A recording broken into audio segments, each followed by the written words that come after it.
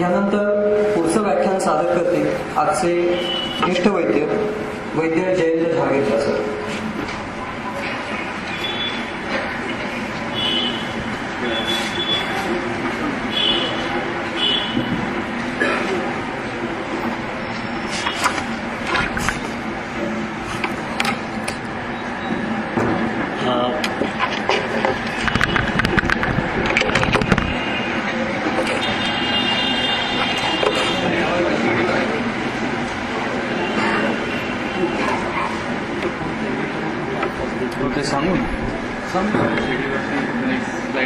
हो चालेल.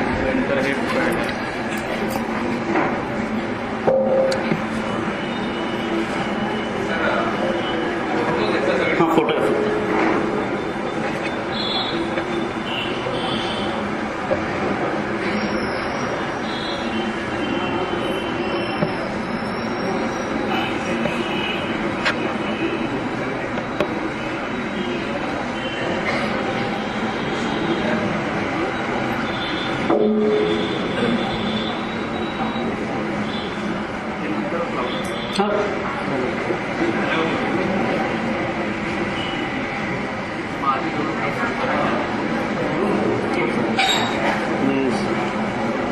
सुरू करू का मग सुरू करून सुरू करून देऊ थांबूया.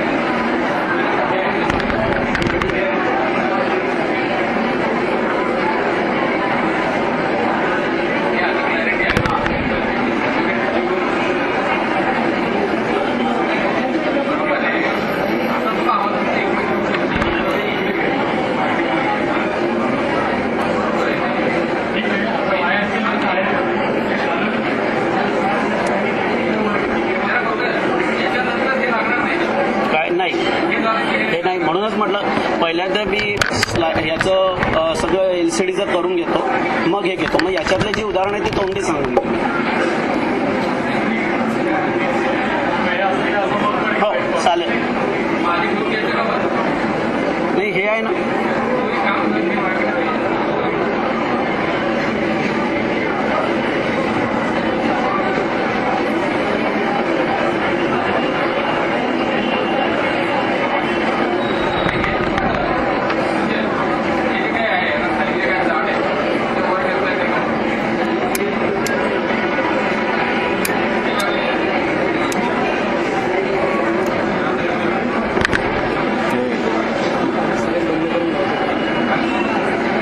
इकडे पण आहेत. हो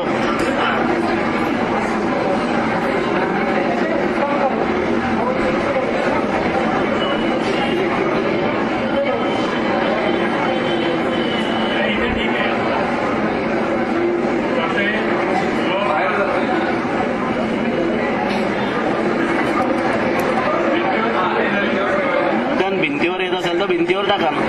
भिंतीवर येत असेल तर पण दिसू शकतात, पण त्या फळ्यांमुळे थोडासा अडचण येईल.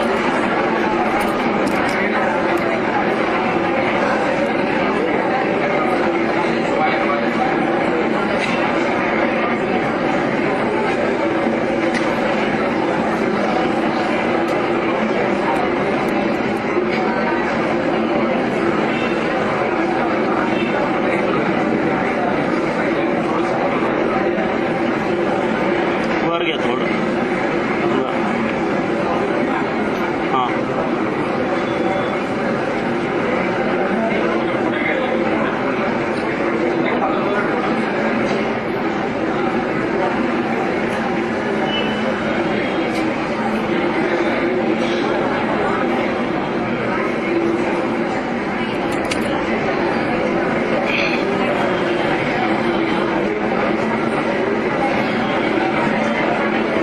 नाही ते काय करतात, दाखवताना थोडं थोडं खाली खाली सरकवता येतं ते.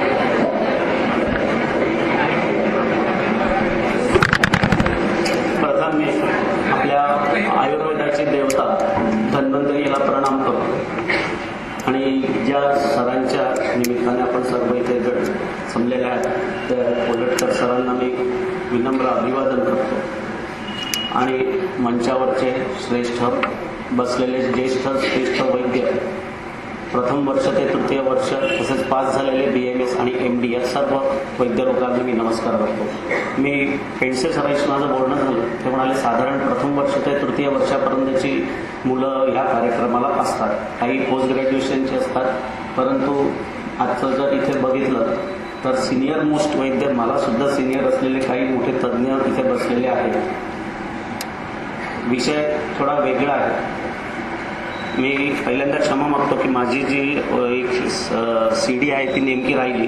या CD फक्त बघून घ्या, कारण त्याचं पुढे OHP वर वर्णन करीन मी एक धन्वंतरी थोडं विषयात हळूहळू शिरणार आहे. धन्वंतरीचा किंवा आपल्याला जसं सालार म्युझियम आहे तसं एक मोठं आयुर्वेदाचं म्युझियम करायचं ठरवलेलं आहे. संपूर्ण आयुर्वेद याच्यावर एका तबकावर मुरादाबादहून तयार करायचं लागलेलो आहे. मी साधारण 50,000 तबका अशी तयार करायला सुरुवात केलेली आहे. ते पेंटिंग करणारे आहेत. हे धन्वंतरी आहे. पुढे नेक्स्ट माझ्याकडे आत्ता आपल्या याच्यातल्या 88 प्रकारच्या धन्वंतरींचे फोटोज किंवा कलेक्शन आहेत की जो एक धन्वंतरी दुसऱ्यासारखा नाही. त्याचे वेगवेगळे नेक्स्ट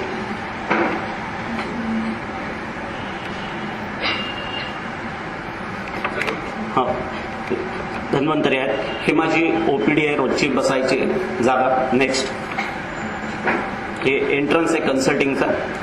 नेक्स्ट हे माझे कन्सल्टिंगचं हे. नेक्स्ट माझ्याकडे आत्ता साधारण परदेशातून 200 ते 250 रुग्ण होते. हा रुग्ण होता, हा स्वेदनाकरता वमनाकरता माझ्याकडे आलेला होता. याच्या न्यूझीलंडमधला होता. त्याची गंमत अशी, स्नेहस्वेदना करता त्याला पेटीत ठेवायला गेलो तर त्याची उंची 6 फूट 8 इंच होती. तो मावलाच नाही. शेवटी काहीतरी निर्णय अशाच आत्ता इथे जशा निर्णय आयडिया लढवून तयार केलं तसंच काही ना काही तयार करून त्याचं केलं आणि त्याने नंतरचे सगळे क्रम व्यवस्थित पाळले. त्याने संपूर्ण घेतलं आणि नंतर तो म्हणाल मी तिथे एक सामान्य काम करणारा माणूस आहे. आणि नंतर त्याचा न्यूझीलंडमधलं पत्र फोन आला आणि त्याने प्रत्यक्ष फोनवर सांगितलं की माझं स्वतःचं एक 3 स्टार हॉटेल आहे आणि मी तिथे, मला ही चिकित्सा तुमच्या आयुर्वेदाची आवडली. नेक्स्ट हे माझ्या संपूर्ण औषधीच्या जिथून वितरण करतो तो भाग आहे.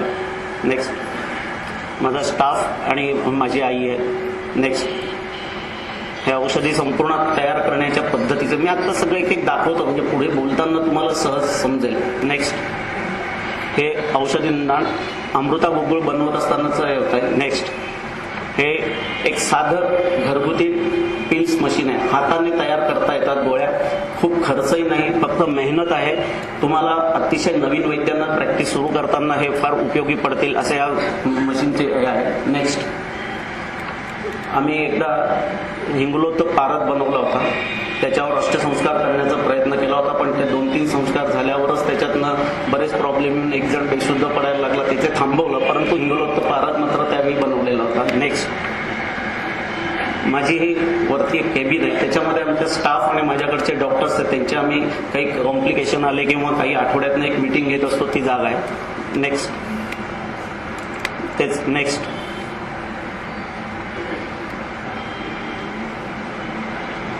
हे नाही आणखी अलीकडचं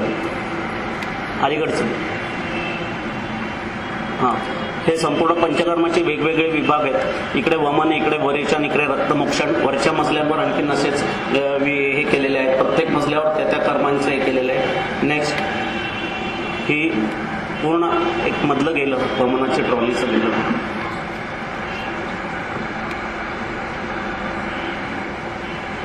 ही स्वेदनपेटी आहे. ही पूर्ण बर्माटिकची. ही 22 वर्षापूर्वी मी बनवलेली आहे. त्यावेळी तिला खर्च जवळजवळ 20,000 रुपयाला होता त्यावेळी.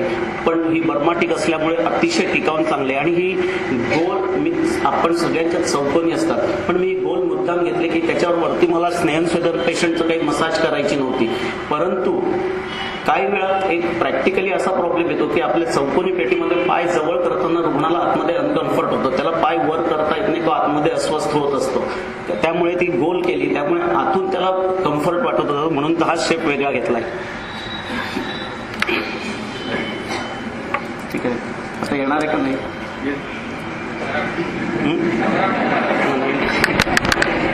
ठीक आहे.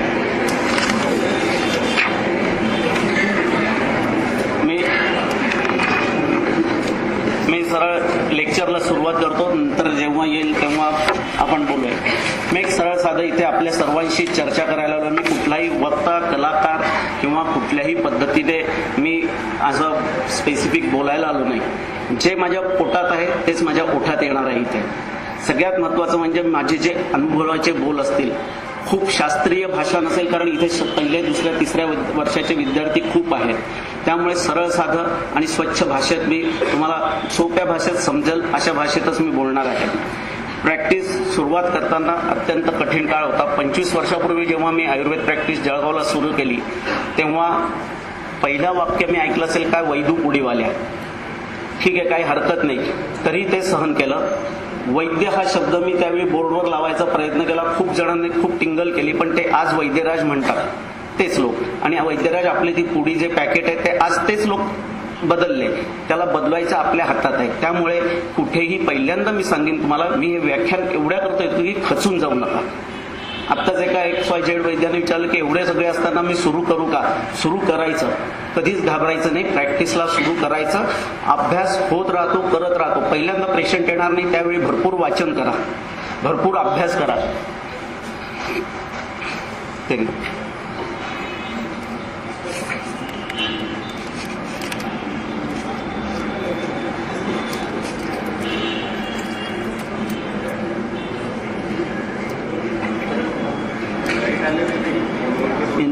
ठीक आहे.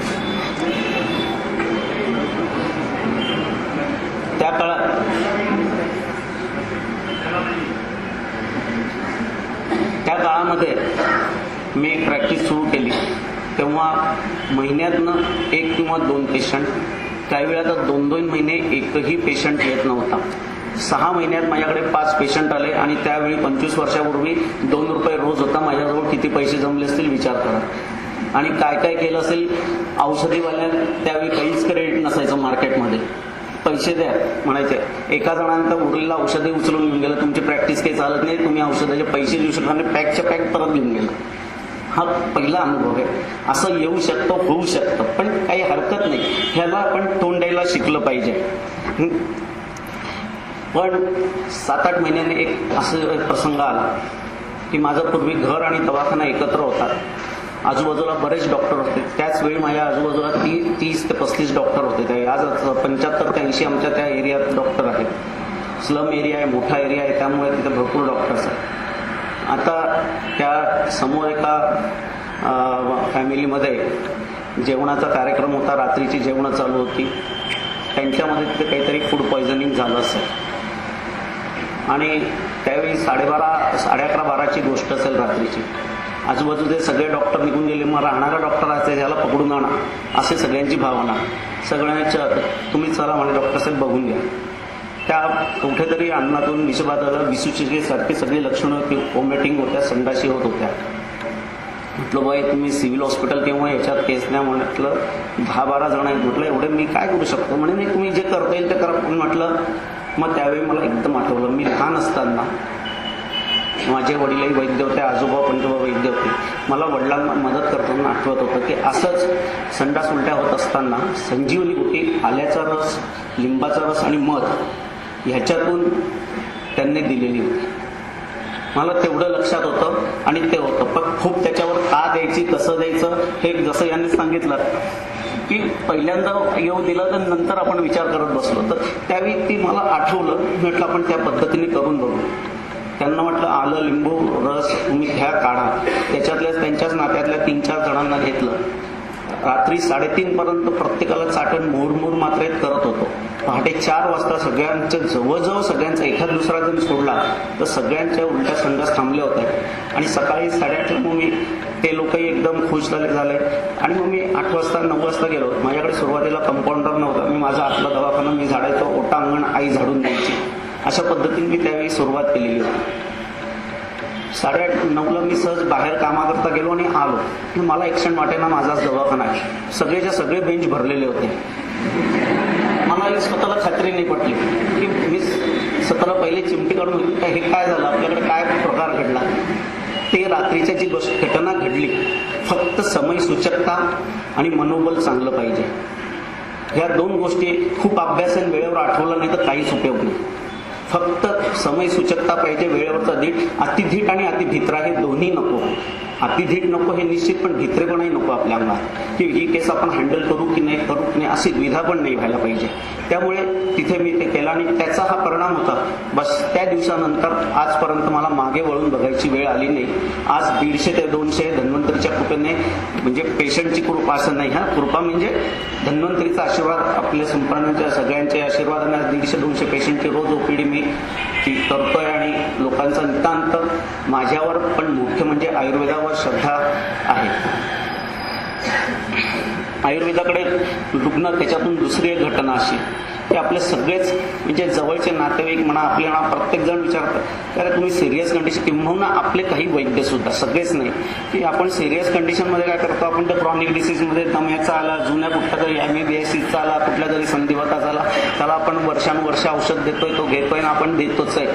तर याच्यात तुम्ही क्रॉनिक डिसीजमध्ये काय, आपल्या ॲक्यूटमध्ये काही करू शकतात का? तर आपण करू शकतो. बऱ्याच अंशी चांगल्या पद्धतीने करू शकतो आपण.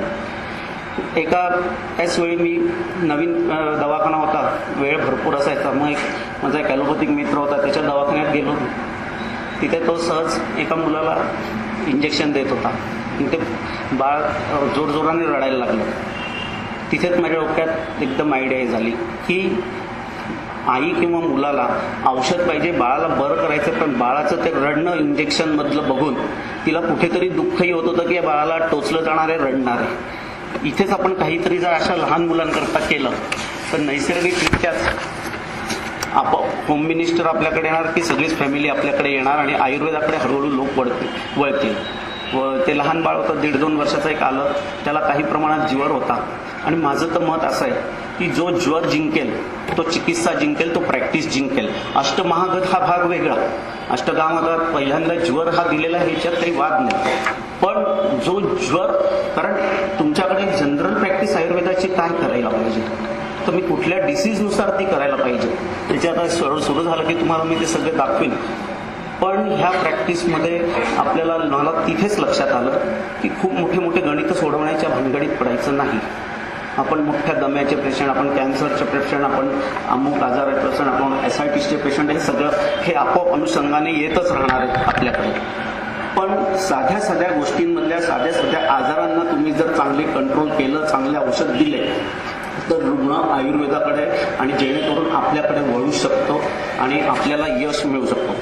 जसं ॲलोपॅथीमध्ये आपण बघतो की एक जनरल प्रॅक्टिस करणारे लोक आहेत, काही फिजिशियन्स आहेत, काही स्पेशालिस्ट आहेत, काही सुपर स्पेशालिस्ट आहेत. मग आपण अशा याच्यात काय करू शकतो, आपण अशा याच्यात काही डिवायडेशन करू शकतो का, आपण असे specialization general practice allopathic practice प्रमाणे काही करू शकतो का. खूप विचार केल्यावर मी 3 विभागांमध्ये त्या वेदनांमध्ये विभाजन केलं. एक तीव्र वेदना, सिव्हिअर पेन्स, याच्यामध्ये मृत्यू नाही पण पेन्स अनबेरेबल असतात. दुसरं ॲक्यूट कंडिशन, सिरियस असतो, मृत्यूशी झुंज रुग्ण देत असतो. आणि तिसरं क्रॉनिक डिसीज, याप्य कष्टसाध्य डिसीज असे असतात. आणि एक चौथा क्रायटेरिया या सगळ्यानंतर केला, तो म्हणजे जनरल सामान्य उपद्रव असलेले रुग्ण, की ज्या रुग्णांचा कुठेच आपण गणतीच करत नाही. आपण विचार करताना या छोट्या छोट्या आजारांचा विचारच करत नाही, मोठी गणितं सोडवायला लागतो, पण जिथे यश येतं त्या गोष्टीकडे नेमकं दुर्लक्ष होतं. अशी हा चौथा क्रायटेरिया मी तयार केला. आणि आजच्या जर काळात टिकायचं असेल तर तीव्र वेदना, गंभीर अवस्थेतील रुग्ण आणि तात्कालीन उपशय देणारी चिकित्सा ही आपल्याला आली पाहिजे. जसं आता स्वेदन वगैरे करून डॉक्टरांनी सांगितलं की कशा पद्धतीने स्नेहन हे करून पेशंटला बरं करू शकतो, की ट्रोमाचे पेशंट आपण चांगल्या पद्धतीने बरा करू शकतो. तर ह्या पद्धतीने जर आपण केलं तर प्रॅक्टिसमध्ये कुठेही अपयश नाही. अगदी शेजारी 10 आयुर्वेदिक तज्ज्ञ जरी बसले तरी 10 जणांना कॉम्प्लिकेशन येणार नाही, प्रॉब्लेम येणार नाही. इतकं सुंदर लोक आयुर्वेदाकडे मनापासून येतील. लोकांना पर्याय हवा आहे, लोकांना साईड इफेक्ट पासून वेगळं हवे, आपण द्यायला कमी पडत नाही ना, एवढं फक्त आपण बघायला पाहिजे. मी जेव्हा हे अवस्थांच्या डिवायडेशन केलं त्यावेळी गंभीर अवस्थेमधले साधारण रुग्णांची एक लिंक तयार, त्याच्यात हिपॅटिक कोमा, निमोनायटिस, प्ल्युरसी, हृदविकृती, ब्लड ल्युकेमिया, यकृत दल्योदर, गँग्रीनच्या गंभीर अवस्था, तसंच तीव्र स्वरूपातील अल्सरेटिव्ह कोलायटिस, काही पंचकर्म व्यापत सुद्धा येतील, पेम्प्लिगस वर्कॅरिस, दमा, CRF म्हणजे वृक्क विकृती, हे गंभीर अवस्थेतले रुग्ण आपल्याकडे साधारण येतात. असा एक माझा अनुभव आहे. म्हणजे मी माझ्या इथल्या भागातलं सांगतोय, प्रत्येकाचं गाव, देश, बल, वय, मात्रा हे सगळं वेगळं असू शकतं, मी त्याप्रमाणे केलं. दुसरं तीव्र वेदना, हे रुग्ण आपल्याकडे येतात आणि इथे तुमची कस लागते, याच्यात मृत्यू नाही. तीव्र वेदना म्हणजे काय, रात्री 12 वाजता माझ्याकडे एक रुग्ण आला, माझं दात भयंकर दुखतं. हे लक्षात ठेवा की हे छोट्याशा कंप्लेंट आहे, पण आहे मोठं. ॲलोपॅथीवाल्यांकडे फार सोपं आहे, एखाद्या एनर्जेसिक वेदनाशामक दिलं की झालं. पण आपण काय करणार, तर मी त्या फक्त सांगतो. तीव्र वेदना, वात रक्तातील वेदना, स्तनविद्युती, शिरशूल, दंतशूल, अश्मरी शूल, परिकर्तिकेतील शूल, फिशरचे शूल म्हणजे वृद्रसेतील शूल, आंबवातातील शूल, संधिवातातील शूल, ह्या रुग्णांना बरं व्हायचं आहे, पण त्याच्या आधी त्यांच्या पेन्स कमी करायच्या असतात. कारण पेन्स, वेदना ह्या एकाच शब्दावर वैद्यकीय क्षेत्र टिकलेलं आहे. वेदना नसत्या तर मोठमोठ्या आजारांकरता कोणीच कोणाकडे गेलेलं नसतं, कुठलीच पॅथी यशस्वी झालेली नसती. पण वेदना आहे म्हणून संपूर्ण शास्त्र, सर्वच्या सर्व, एवढा खटाटोप, एवढ्या हॉस्पिटल्स, एवढे आयुर्वेद म्हणा, ॲलोपॅथी म्हणा, कुठलीही शास्त्र म्हणा, हे टिकलेले आहे. त्या वेदनांवर आपण गंभीरपणे लक्ष दिलं पाहिजे. अग्निविसर्प, गिलायुशोथ, नेत्राभिषंद, कंजेटायटिस वगैरेमध्ये ह्याच्यामध्ये सुद्धा तुम्ही जर बारीक लक्ष दिलं की हे छोट्या छोट्या वेदना आहेत, साथीचे आजार आले की त्यावेळी तुम्ही काय करू शकता, ह्या सगळ्या गोष्टींचा बारीक विचार करायचा. मी हे डिवायडेशन सुरू केलं. जेव्हा यश यायला लागलं तेव्हा आपोआप आयडिया सुचायला लागल्या, तेव्हा हे सगळे डिवायडेशन करायला सुरुवात करायला लागलो. आता सामान्य उपद्रव म्हणजे अगदी साध्या साध्या गोष्टींकरता लोक येतात. हे सगळे तीव्र वेदनांमध्ये, याच्यात मृत्यू नाही पण वेदना तीव्र आहे. ज्वर, सगळा खोकला आहे, प्रतिशाय आहे, कर्णशूल आहे, अंजनामिका आहे, अतिसार आहे, छर्दी आहे, शीतपित्त आहे, विचर्चिका आहे, विपादिका आहे, आम्लपित्त आहे, निद्रानाश आहे, मेदोवृद्धी आहे, शय्यामूत्रता आहे, कदर आहे, पार्श्वशूल आहे, मुखदूषिका आहे, चर्मकील आहे, अवबाहुक आहे, कटिशूल आहे, खालित्य, पालित्य, दारुण मूत्रक्षय, गोवर, कांजण्या, नंतर पायरिया सारखे आजार. तसेच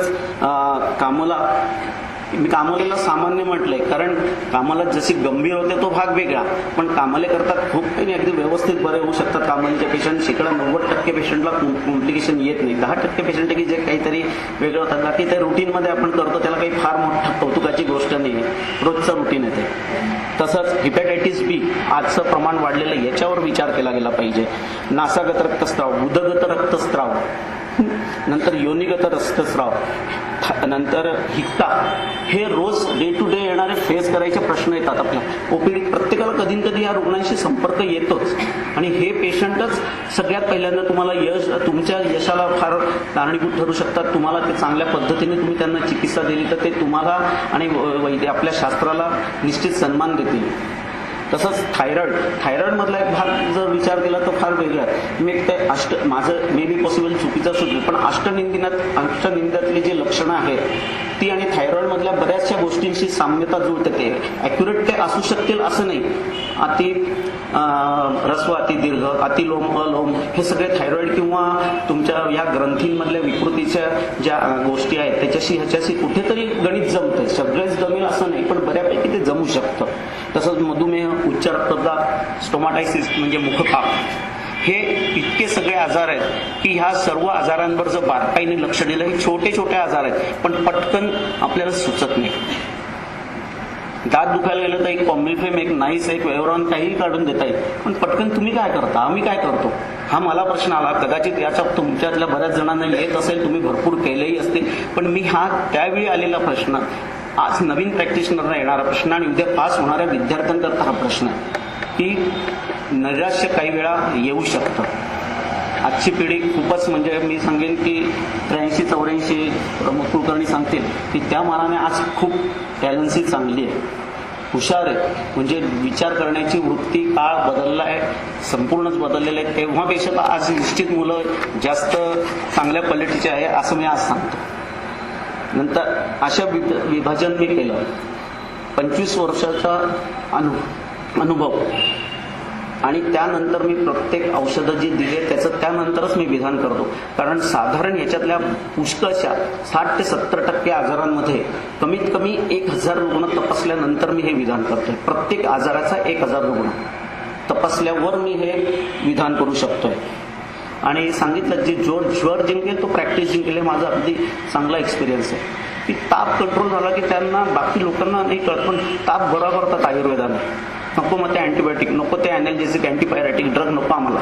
म्हणजे असं वर्ग एक तयार आहे.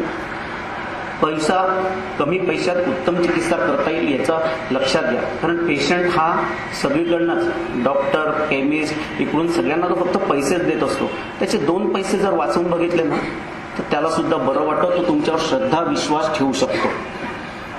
रुग्णांना काही छोटे मोठे घरगुती जर औषध आला की प्रत्येक वेळी मी पैसे घेईन आणि मग रुग्णाला काही सांगेल असं न करता, 1-2 वेळा आला तर एखाद वेळेस त्याच्याकडनं पैसा न घेता एक छोटीशी त्याला सल्ला द्यायचा की हे दुखतंय, अरे बाळा याला तुझी औषधाची गरज नाही, याला तू असा व्यायाम कर किंवा हे एवढं घरगुती कर, त्याच्याने बरं वाटेल. आल्यावर मी 4 गोळ्या दिल्याच पाहिजे असं नाही.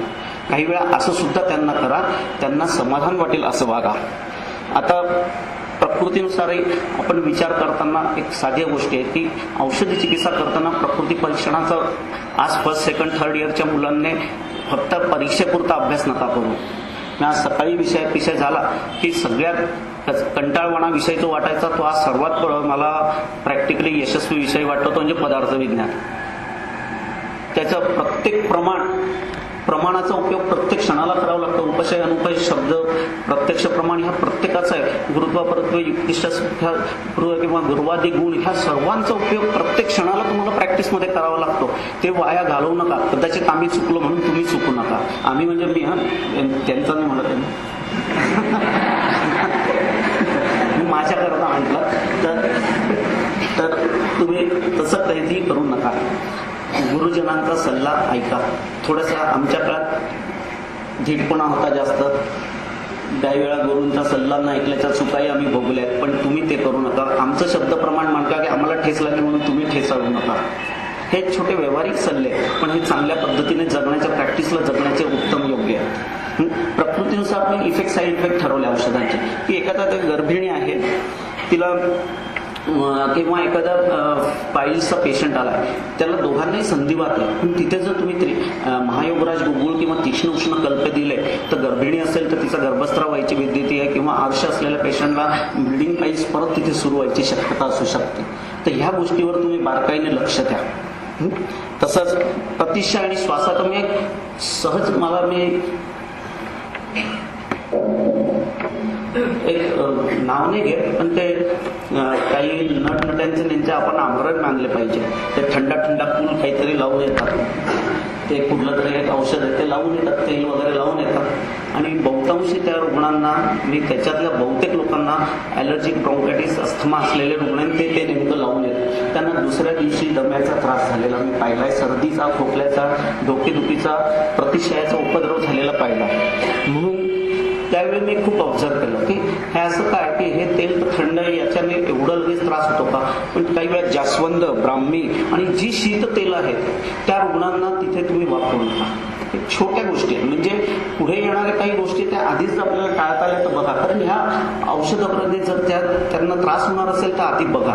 त्याला कुठला म्हणजे एखादा आजार बरा करताना त्याचे उपद्रवात्मक काही व्याधी नाही ना, त्यांना कुठला उपद्रव होणार नाही ना, किंवा अन्य व्याधींनी काही तो पेशंट ग्रस्त आहे का, की आपण दिलेल्या औषधानंतर त्याला दुसरा व्याधी निर्माण होणार नाही ना, ह्याचा विचार करून मग प्रॅक्टिस करायची.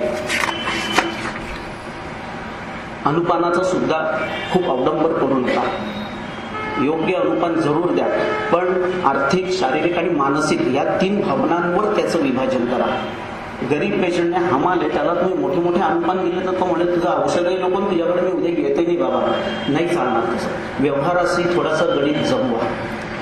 शारीरिक दृष्टीने तो पेशंट आणि मानसिक दृष्ट्या, सगळ्यात शारीरिक पेक्षा त्याला कुठला अनुपान, मानसिक दृष्ट्या त्याला समजावून सांगा. आज तुम्ही आज पहिल्यांदाच आला आणि त्याला कडूकुट्ट काढा द्यायचा प्रयत्न केला तर तो दुसऱ्या दिवशी तुमच्याकडे येणार आणि आयुर्वेदालाही विसरून देईल. त्याला थोडंसं काही काळ त्याच्या कलाने घ्या. तुम्हाला पाहिजे तेच करा, पण काही काळ त्याच्या कलाने घ्या. आता मी एकेरी चूर्णांवर, मी भस्म, रसायन याच्यापेक्षा माझा भर प्रॅक्टिसमध्ये मॅक्झिमम एकेरी चूर्णांवर आहे. आता एकेरी चूर्णांमध्ये तुटकीसारखे, तिक्ता जे आहे त्याच्यासारखे इतके भयंकर औषध आहे. काही रुग्ण आनंदाने घेतात, काही बिलकुल तयार होत नाही. ठीक आहे, त्यांना घ्यायचं आहे आयुर्वेदिक, ते म्हणतात काहीतरी पर्याय शोधा. मी सुरुवातीला मग रिकामे कॅप्सूल घ्यायचो, त्याच्यात ते भरायचो, त्यांना द्यायचो. पण इकॉनॉमिकली ते परवडायचं नाही, त्यांनाही नाही, मलाही नाही परवडायचं.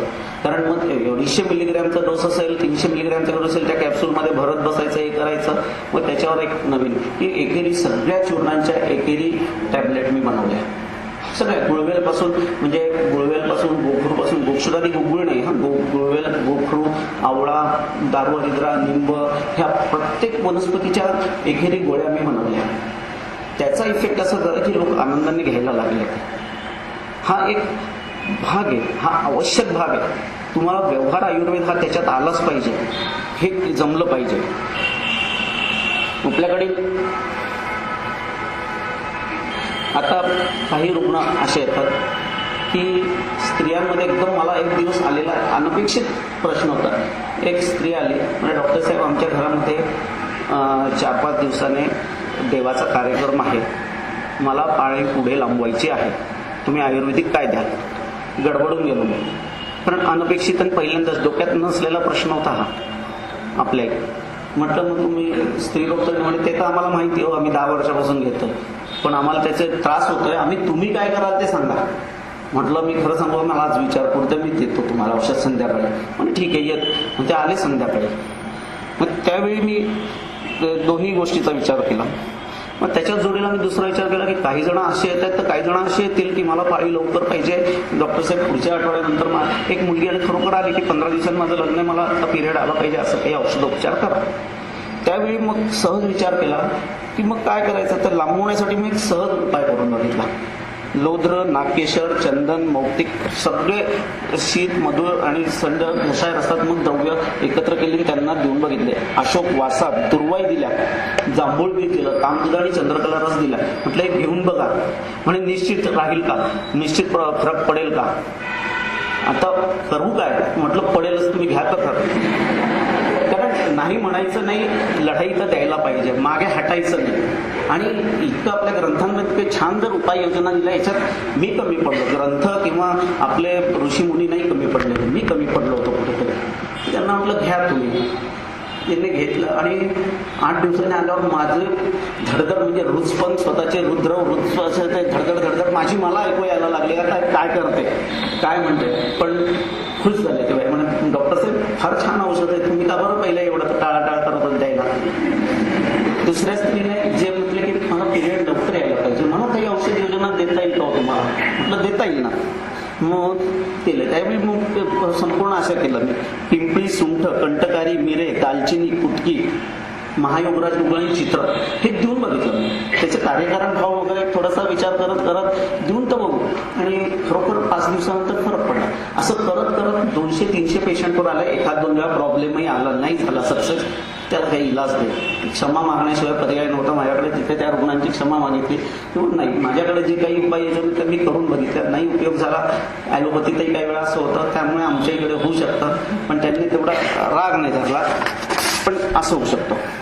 आता माझ्याकडे एक मनोस्फूर्त रुग्ण आली. तिचा म्हणजे तिला घटस्फोट झाला होता. ती पूर्ण डिप्रेशनमध्ये होती. म्हणजे आणि तिचं ॲलोपॅथी बरेच औषधं, सायकॅट्रिस्टचे शॉक ट्रीटमेंट पर्यंत झालं होतं, ती बरी होत नव्हती. तिचं असं आदळापट, आरडाओरडी भयंकर चालू होतं. मी शिरोधारापर्यंत म्हटलं आपण करू, सुरुवात तर करू. शिरोधाराला टेबलवर तिला झोपवलं. माझ्या 3-4 लेडीज स्टाफ आणि होता तो एक डॉक्टर, त्याला सांगितलं तू सुरू कर, मी येतो. 5 मिनिटांनी धाड धाड धाड जोरात आवाज आला. तिने ते शिरोधाराच्या पात्रासहित सगळं फेकायला सुरुवात केली. तेवढं आम्ही नाही करणार, हे तर भयंकरच आहे. दुसऱ्या दिवशी मी प्रयत्न केला, ते आवरली जात नव्हती. तिला आता करायचं काय, हिला बरं तर करायचं. सहज एक दिवस एक पेशंट माझ्याकडे, म्हणजे 3-4 दिवसांमध्ये पेशंट माझ्याकडे होता. टेबलवर असा हात ठेवून असा अंगठी त्याची वाजवत बसला होता. बघितलं सहज त्याच्या करंगळीमध्ये चांदीची अंगठी, त्याच्यात मोती होता. म्हटलं ज्योतिष सांगतात की मानसिक आजार झाला तर पन्ना आणि मोती वापरा, की मानसिक आजाराचे रुग्ण चांगले त्याच्यात बरे होतात, त्यांचं मनोबल वाढतं. चंद्र आणि शुक्राचं कमतरता आल्यावर असं होतं असं ज्योतिष सांगतात. म्हटलं आता आपण असं काही सांगितलं तर म्हणतील मग आम्ही ज्योतिषाचकडे जातो, तुमच्याकडे का नाही. खूप विचार केला त्या दिवशी आणि एकदम डोक्यात आले. मग मी तिथे तिला रौप्य भस्म, मौक्तिक भस्म आणि पन्नापिष्ट असं एकत्र करून द्यायला सुरुवात केली. छोटे छोटे डोस द्यायला सुरुवात केली. 5व्या दिवशी ती शिरोधाराला तयार झाली, नंतर बरी झाली. आज ती ऍडमिनिस्ट्रेशन ऑफिसर म्हणून काम करते. हा विचार करायची पद्धत बदला. थोडंसं जा, तिरप जा, तारप जा, पण शोधून काढा, पण शास्त्राला अनुसंगून, शास्त्राला धरून जा. म्हणजे काहीही करा असं नाही होत. त्याच्यात या छोट्या छोट्या गोष्टींमध्ये मोठमोठे यश आपलं आहे. आता एक साधी गोष्ट सांगतो. प्रतिशाय सर्दी आहे, त्याच्यात आपण सीतोफला तर सगळेच देतो, पण मग काही जणांना तिथे सीतोफला मिळतं. सुंठ, मिरी, पिंपरी, त्रिकोटूचा उपयोग छोट्या छोट्या मात्रेमध्ये जर दिला तर ते चांगले कंट्रोल होऊ शकतात. लवंगादी वटी आणि मी भल्ला तर परपटीचा आज सकाळी विषय झाला. भल्ला तर परपटी मी 1 महिन्याच्या मुलाला सुद्धा वापरतो. काहीही त्या भल्ल्या तत्वावर का घाबरतात लोक आणि का त्याच्याकरता टेन्शन घेतात काही नाही. इतकं चांगलं विचार औषध आहे. म्हणजे एवढ्या वर्षाच्या प्रॅक्टिसमध्ये भल्ला तर एकच औषध असं आहे की ज्याच्यामुळे कोणाला रुग्णाला त्रास झालाय, कधी कंप्लेंट गेली. बाकी त्रिभुवन कीर्तीने सुद्धा त्रास झालेल्या कंप्लेंट केली, चंदनाने आग वाढलेले लोकही सांगायला आलेले, पण भल्लातकने कधीही कोणी कंप्लेंट केलेली नाही. भल्लातकमुळे कधीच कोणी कंप्लेंट केली नाही. इतका त्या भल्लातक परपटीमध्ये शक्ती आहे. आणि मी योगो जोशींच्याच हिमतीने मी वापरली. योगो जोशी सरांनीच मला ती बनवून दिली, त्यांच्याचकडनं मी घेऊन जातो आजही. तर मी म्हटलं की त्या दिवशी रात्री 1:30 वाजता कोणी माझ्या घर जवळ पेशंटने बेल वाजवली. 1:30 वाजला तर म्हटलं काय झालं, म्हणजे दाढ खूप दुखतंय, दात खूप दुखतंय, काहीतरी औषध द्या पटकन. आणि त्याने ती एक लिस्ट आणली होती जवळीला, ऑक्सिपेंटाझोन, सल्फाक्विनाइन, या सगळ्या ड्रग्सची रिॲक्शन आहे. म्हटलं म्हणून मी तुमच्याकडे आलोय, म्हणे ॲलोपॅथिक चालत नाही आणि हे डॉक्टरने लिस्ट दिले, तुम्ही काय देता ते बोला. म्हटलं देतो मी, बघ. खूप विचार केला. मग त्याच्यानंतर मी त्याला दिलेली औषधं त्रिभुवन कीर्ती, योगराज गुगुळ, त्रयोदशांग, शंख भस्मवटी, नंतर कर्पूर, लवंग आणि तुळशी पत्राचा स्थानिक गोळी करून लावायला. ह्याच्यातला विचार एक एक केला.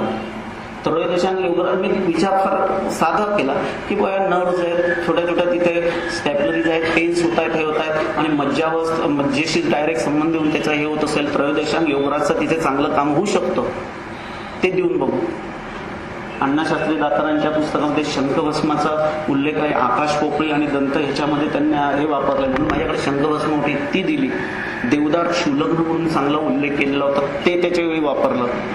आणि दुसऱ्या दिवशी तो पेशंट अतिशय छान बरा झाला आहे. 3 डोसमध्ये त्यांनी दाढ थांबली, आपला आत्मविश्वास वाढला. मग त्याच्यात काही काही चेंजेस करत पुढे जाता येतं. एक थोडासा आत्मविश्वास वाढू द्या, थोडंसं शक्ती वाढू द्या, आपोआप तुम्ही पुढे जाता. प्रत्येक जण श्रेष्ठ असतो, फक्त त्याच्याकरता हिंमत ठेवायची, मनोबल ठेवायचा आणि अभ्यास करायचा. मिळालेल्या प्रॅक्टिसमध्ये मी जे पहिले 3 वर्ष 2 वर्ष काही जे बऱ्यापैकी रिकामा वेळ गेला, त्याच्यात मी ग्रंथ वाचन परत केलं आणि त्यावेळी साक्षात्कार झाला की आपण पूर्वीचा केलेला अभ्यास हा फक्त परीक्षेकरता होता, आता केलेला अभ्यास हा आयुष्याकरता आहे.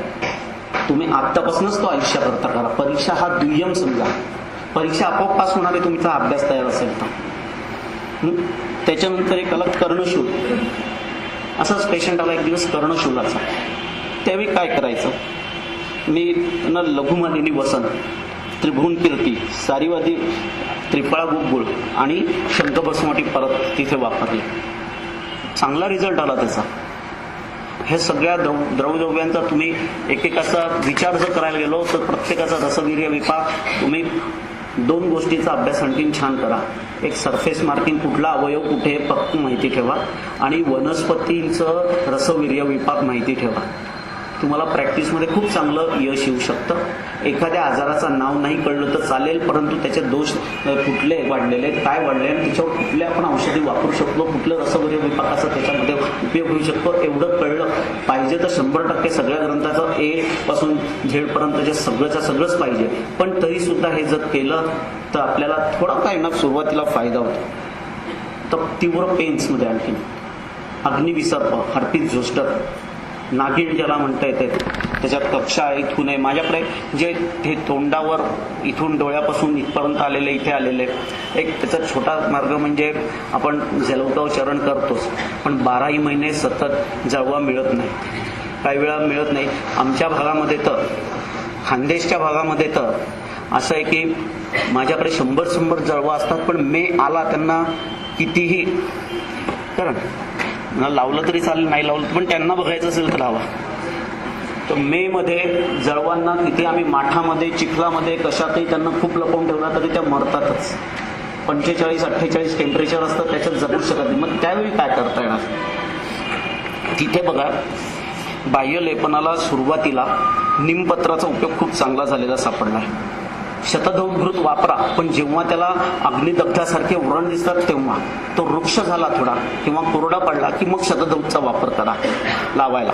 आणि काष्ठ औषधीत बघा मी जे वापरलेलं आहे तिथे त्रयोदशांग, महायोगराज गुगुळ, महावात विध्वंस, हे तीक्ष्ण उष्ण द्रव्य आहे. ते कदाचित सगळ्या जणांना नवल वाटेल, पण मज्जेवर डायरेक्ट अटॅक करणारा किंवा मज्जावर स्रोतासाशी, मेंदूशी संबंध असणाऱ्या औषधांमध्ये मला ह्या गोष्टींचा वापर खूप यशस्वी झालेला सापडला. त्याच्या जोडीला मग गैरी, मंजिष्ठा, अनंतमूळ, नागकेशर, निमसाल, चंदन, वाळा हे वापरलं मी. पण या गोष्टींचा सुद्धा तिथे वापर करून बघितला, थोडंसं वेगळं करून बघू आपण म्हटलं तर चांगला उपयोग झाला तिथे. गोवर, कांजण्या याच्यातही सांगता येईल. एक मी त्याच्यावरचं 10 नंबरचं पान काढा, 10 नंबरपासून या 10 नंबरच्या पानावर. मला किती वेळ आहे? कारण 47 पान आहे, 10वं चालू आहे. तुम्ही सांगून द्या, मी तेवढा वेळ बोलेन आणि थांबून जाईन. म्हणजे 10 नंबरचं मी त्याच्यानंतर एक सहज रुग्णांना घरगुती इलाज आणि आपल्या जवळचे काही इलाज सांगितले. एक लेपनाची एक सहज सांगितलं. बघा, शाल्मली कंटक, नशिबाने माझ्या शेतामध्ये शाल्मली वृक्ष आहे, त्याच्यात कंटक आहे. त्यांना ते काटे द्यायचं, पिंपल्सवर लावायला दिलं, अप्रतिम रिझल्ट आला. काही लोकांनी म्हणे आम्हाला हे नको, काहीतरी असे हे द्या म्हणे, तुम्ही चांगलं लावायचं फेस पॅक वगैरे द्या. मी काही नाही केलं, त्या शाल्मली कंटकचंच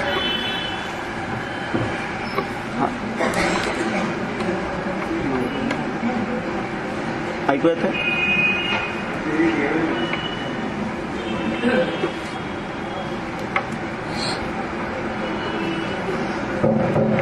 त्या शाल्मली कंटकचाच मिक्सरमधनं चूर्ण केलं, सुंदर पॅक केला आणि मुखदूषिका लेप म्हणून त्यांना दिलं. त्यांनी पटकन लावलं ते आणि बरं झालं. शंखभस्माचा सुद्धा पिंपल्सवर लावायला चांगला उपयोग होतो.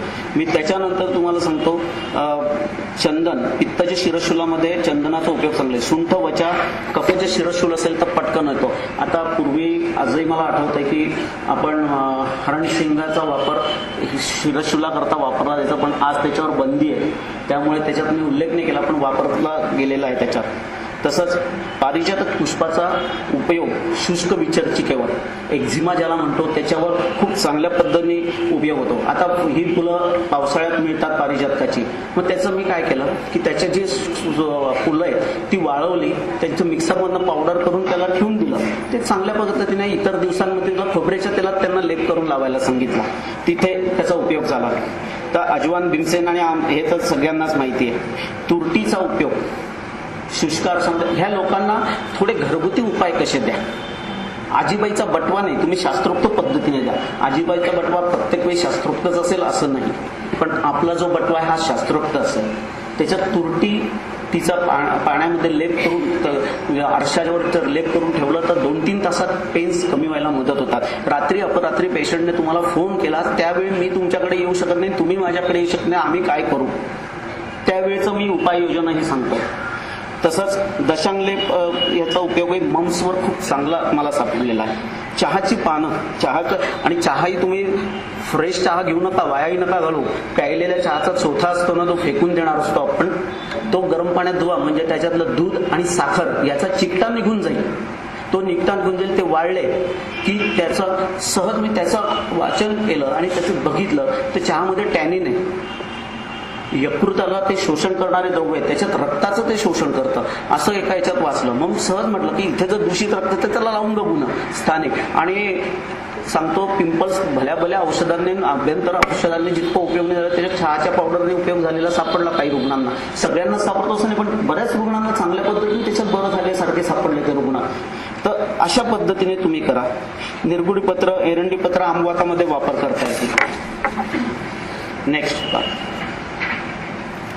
आता एरंडपत्र आणि अर्कपत्र हे उदरामध्ये उदराचा घेर कमी करण्याकरता, जलसंचिती कमी करण्याकरता चांगल्यापैकी रिझल्ट आल्याचं आम्हाला सापडलं.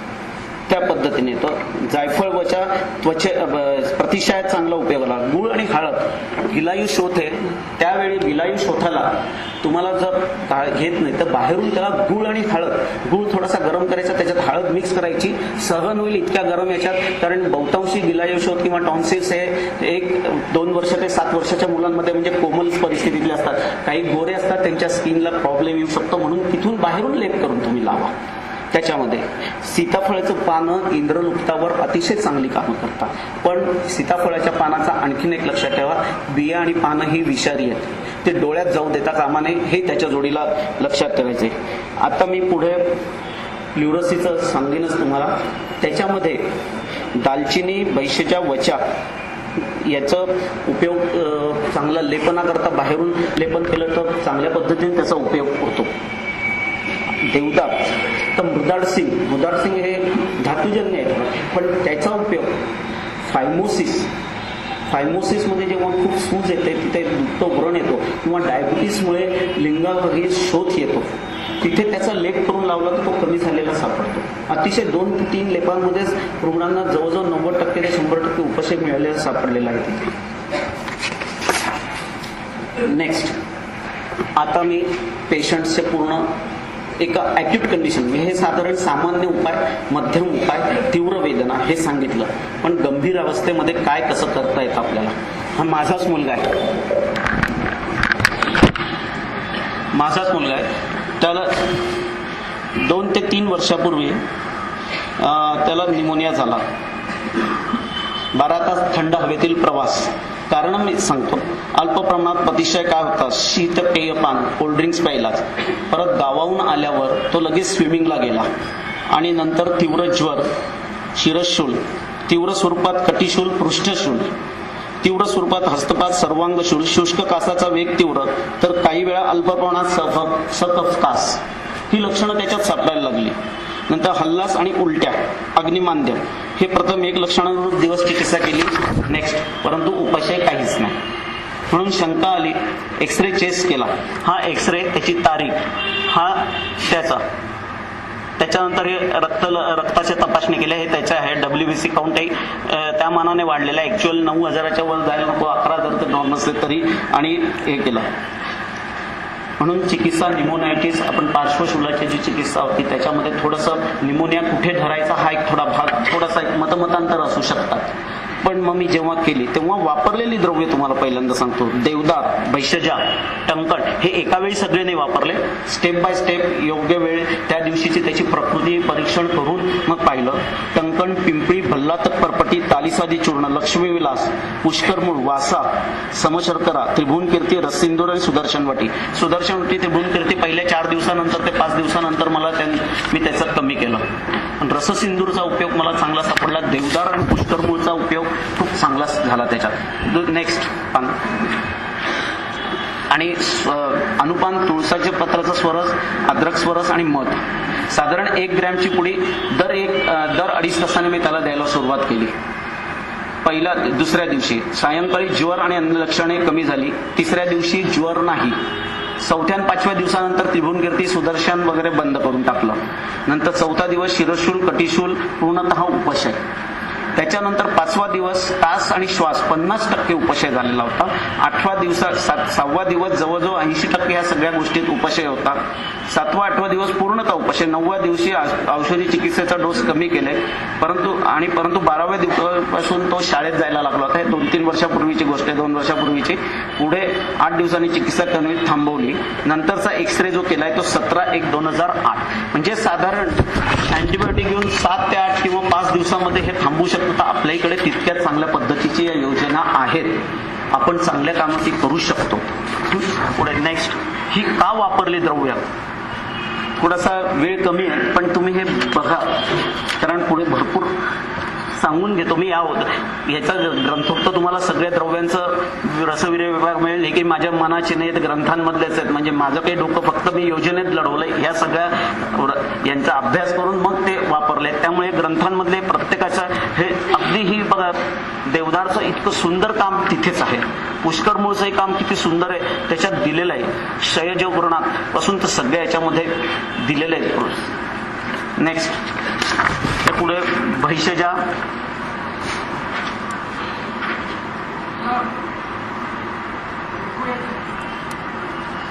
मागे ऐकतोच नाही. आता येत आहे का. त्यांची चूक नाही, माझा बोलणं खालीवर होत आहे. भैषजा का वापरली ते तिथे दिलेलं आहे. वासा मी का वापरलंय हे तिथे दिलेलं आहे. भल्लातक का वापरलाय. नेक्स्ट घेऊन घ्या. मला वाटतं ह्याच्यातलं फक्त 19 पानापर्यंत तुम्ही घेऊन ठेवा. पुढे अनुपान 19 पानापर्यंत.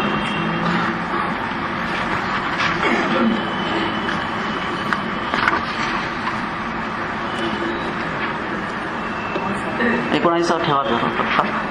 हे अनुपानासू सुद्धा का वापर केलाय त्याचं मी इथे लिहून दिलेलं आहे. अनुपान सुद्धा का वापरलेली आहे त्याच्या मागे कारण काय हे संपूर्ण याच्यात दिलेलं आहे. पुढचं 20. पुढचा रुग्ण हे बघा, ऋष्यजिह्वा आणि औदुंबर पुष्ट. माझ्याकडे ही प्रॅक्टिस सुरू केल्यावर 88 जवळजवळ 2-3 वर्षानंतरची गोष्ट असेल. एक आकाशवाणीमधले एक मोठे ऑफिसर माझे मित्र होते, सय्यद म्हणून. त्यांचे साडू होते AS शेख म्हणून.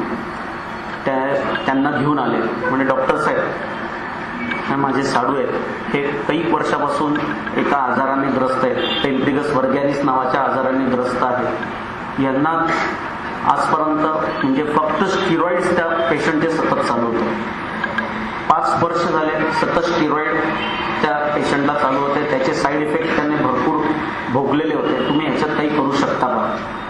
20 मिलीग्रॅम पर डे 2 वेळा म्हणजे 1 मिलीचा या डोसप्रमाणे त्याचं चालू होतं आणि त्याच्यात त्याला पॅथॉलॉजिकल फ्रॅक्चर्स, कॅट्रॅक्ट, कार्डिओमेगॅली, डायबिटीस हे संपूर्ण त्याने ग्रासलेलं होतं. म्हटलं बाबा काय एवढंही सगळं झालं तर आपण बघू प्रयत्न करू.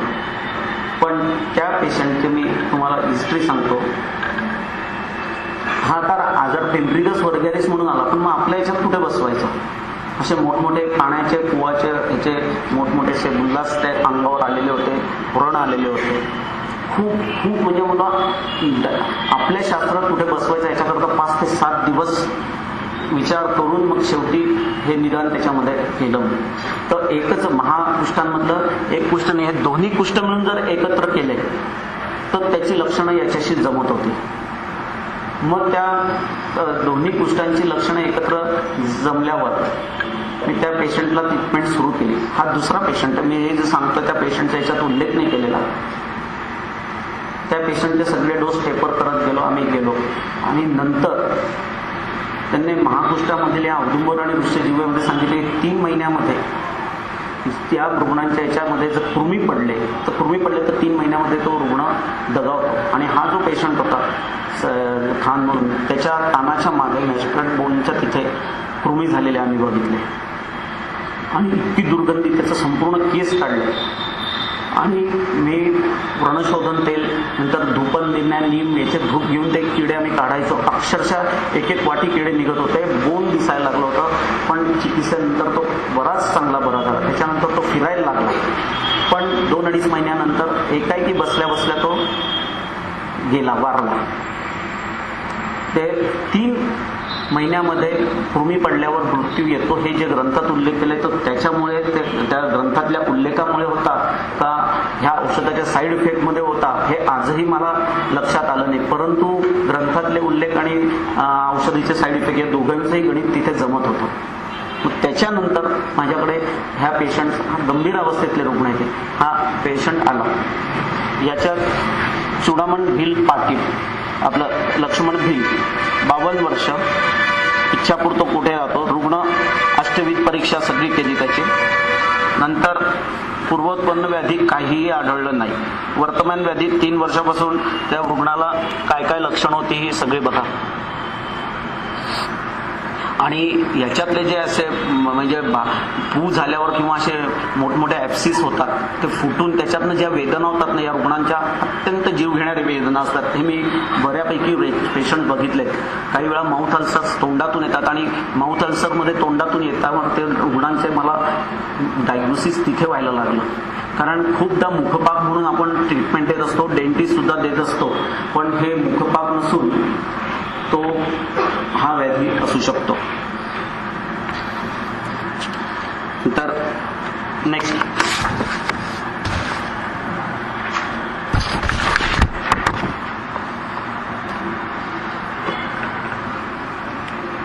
त्याचे हे संपूर्ण रिपोर्ट्स आहेत. त्यानंतर त्याच्या इन्व्हेस्टिगेशन्सनुसार त्याने संपूर्ण बायोप्सी रिपोर्ट केला. त्या बायोप्सी रिपोर्ट हा सर्वात फायनल मानला जातो. त्याच्यामध्ये त्याचं आलेलं होतं पेम्प्लिगस वर्गॅरिस. मग त्यानंतर जी ट्रीटमेंट निदान सुरू केलं की रक्त व कृष्णवर्णीय लांबट गोलाकार मंडल, त्यानंतर पाणीदार पिटकोत्पत्ती, दाह, अल्पकंडू, अत्याधिक वेदना, मध्यभागी तर काळसर होता, किनाऱ्याला लालसर वर्णीय होता, नंतर अत्यंत पीडायुक्त स्त्रावयुक्त त्वक वैवर्ण्य नंतर होतं. वरील वर्णन लक्षात घेऊन चरकसंहितेतील महाकुष्ठाच्या 7 प्रकारापैकी औदुंबर कुष्ठ आणि वृक्षजीवा या प्रकारची मिळती जुळती झाली. त्याचे संदर्भ दिलेले आहे. ह्याप्रमाणे त्यांचं संपूर्ण निदान करायला मी याच्यात मदत घेतली आणि अशा पद्धतीने त्याचं निदान पण केलं. आणि ज्यामध्ये कृमीपतन झालं आणि ते पर्यायाने असं त्यांच्या नंतर चिकित्सा सूत्रात ज्या दोषांची लक्षणे विशेषत्वाने जाणवली त्यांचे शोधन व शमनार्थ उपचार प्रथम करावे. त्यानुसार मी संपूर्ण ह्या प्रश्न केलं. वातप्रधान कुष्ठात भूर्तपान, कफप्रधान कुष्ठात प्रथम वमन व पित्तप्रधान कुष्ठात विरेचन रक्तपोषण करावे. पित्तप्रधान वात कुष्ठाची निश्चिती झाल्याने पंचकर्मातील रक्तमोक्षण आणि विरेचन करण्याचा याचा निश्चय केला आणि मग अल्पमात्रेत मृदू विरेचन एरंड तेलाने केलं. औषधी चिकित्सात आपण वापरलेली एकेरी द्रव्य मंजिष्ठा, दारू हळद, माका, चंदन, यष्टीमधून निमपत्र, वाळा, विळंग, निमसाल, अनंतमूळ, खैरसाल, सोपचिनी ही का वापरली हे परत संपूर्ण त्याच्यात मी खाली त्याचं पूर्णपणे वर्णन दिलेलं आहे.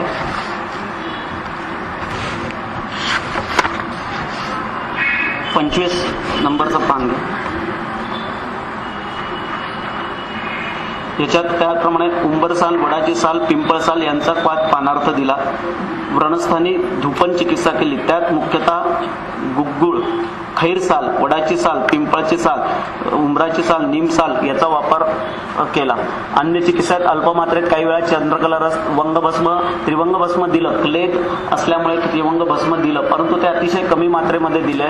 मौक्तिक भस्म अल्पकाळापुरते दिले, परंतु एकेरी चूर्णांचा वापर त्याच्याकरता 8 महिने ते 1 वर्षपर्यंत आम्ही केलेला होता.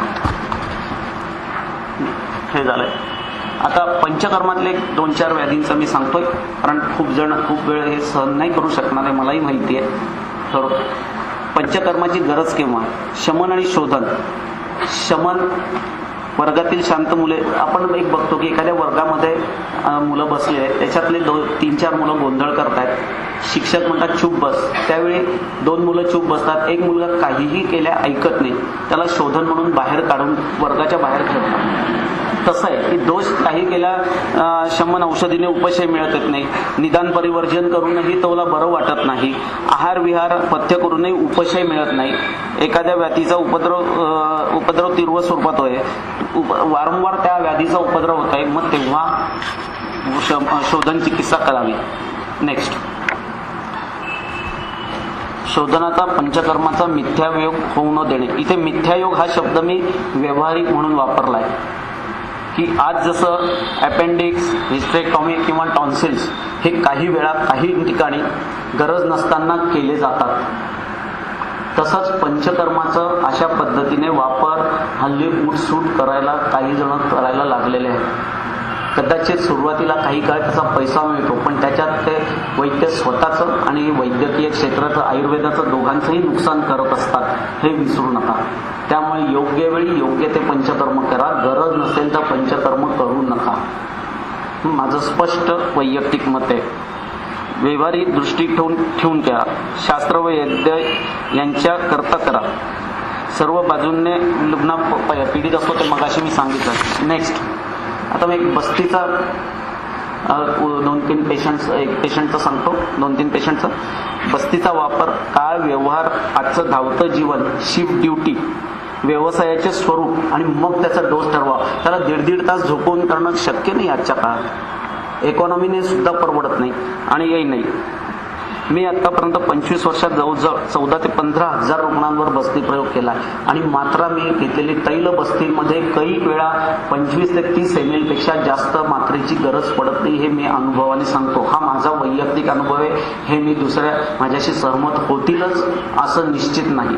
कदाचित 100 पैकी 99 वैद्य माझ्याशी सहमत होणार नाही, पण हे मी घेतलेल्या अनुभवातून सांगतो. त्याच्या पेशंटची इकॉनॉमी वाचते, त्याची गरज होती आणि तो पूर्णपणे बरे झालेले मी बघितले. मी त्यांचे डाटा पेशंट सगळे दाखवू शकतो, त्यांना दिलेले डोस दाखवू शकतो. हे पूर्ण अभ्यास करून मग मी सांगतो की 150, 200 ml, 100 ml तेलाची गरज आहे का? काढ्यांच्या डोसमध्ये कदाचित वाथाच्या बस्तीमध्ये द्यावं लागेल थोडा जास्त, पण तैलाच्या बस्तीमध्ये एवढ्या मोठ्या मात्रेत किती द्यायची गरज आहे का? आणि वाथाचे सुद्धा कमी मात्रेमध्ये जर दिले तरी सुद्धा उपयोग झालेले पाहिलेले आहेत. नेक्स्ट, बस्तीचा भरपूर पेशंटवर मी प्रयोग केल्यावर लक्षात आलंय की अल्प मात्रेत व मध्यम मात्रेत उत्तम गुण येतात. व्यापत पूर्णपणे जवळजवळ त्याच्यात टाळले जातात. तसेच रुग्णाचा पैसा वाचतो, रुग्णाचा वेळ वाचतो, रुग्णाच्या आयुर्वेदाची श्रद्धा वाढते आणि आणि वैद्याची वरची श्रद्धा त्याच्यात वाढते. जवळजवळ सर्व रुग्णांना पूर्णपणे उपशय आजपर्यंत मिळालेला आहे. नेक्स्ट, हा अल्सरेटिव्ह कोलायटिस रक्तप्रवाहिकेचा रुग्ण होता. अत्यंत गंभीर अवस्थेतली रुग्ण होती. त्यांचं वय 40 वर्ष होतं. व्यवसाय प्राध्यापक होता. रुग्णास तीव्र स्वरूपात सरक्त मलप्रवृत्ती उपद्रव झाला. रुग्णाने त्यावर आधुनिक उपचार केले. त्यात निदान अल्सरेटिव्ह कोलायटिस झाले. स्टिरॉइड एनिमा घेतलाय. गॅस्ट्रोएंटरॉलॉजिस्टने चिकित्सा देऊन झाली, परंतु रुग्णास उपशय नाही. म्हणून रुग्ण आयुर्वेदिक उपचार घेण्यासाठी आपल्याकडे आली. त्यावेळी रुग्णाचे वजन 40 किलो होते. रुग्ण कथनानुसार 20 किलो वजन त्यांचं कमी झाले होते. आता रुग्ण खुश होती. पांडुव्याधीची सर्व लक्षणे रुग्णात दिसत होती. रुग्णाचा चेहरा पांढरा फटक पडलेला होता. नख शेताब होते. मुद्रा आतुर. रुग्णावस्था गंभीर. वारंवार सरक्त मलवेग, श्रम भावना, श्वास बांधवणा, उदरशूल. अगोदरच रुग्णाच्या आजाराचे इंचार असल्यामुळे आपल्या आपण चिकित्सा केली. त्यावेळी मी जी वापरलेली द्रव्ये ती पाळा, मुष्टा, धणे, जिरे, बडीशोप, कुडासाल, शतावरी, बेल, मगज आणि लोध्र. अतिशय साधे. सुवर्ण परपेटीचा काही प्रमाणात सुरुवातीला मी वापर केला, पण नंतर त्याची गरज वाटली नाही याच्यात. आणि सोबत मोचरसाचा बस्ती दिला. मोचरसाच्या बस्तीचं नेक्स्ट,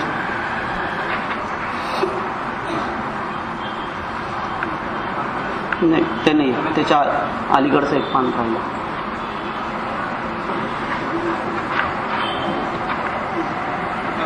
हा नंतरच एक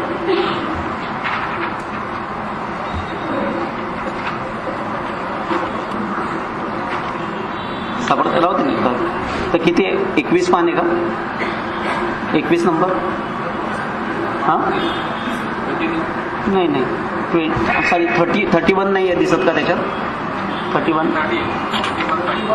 31 आहे. हां हे सॉरी साधारण त्या रुग्णाचं नाव औषध दर सेवन साधारण 15 ते 20 वेळा रोज त्यांना मलवेग, सरक्त मलवेग होत होते.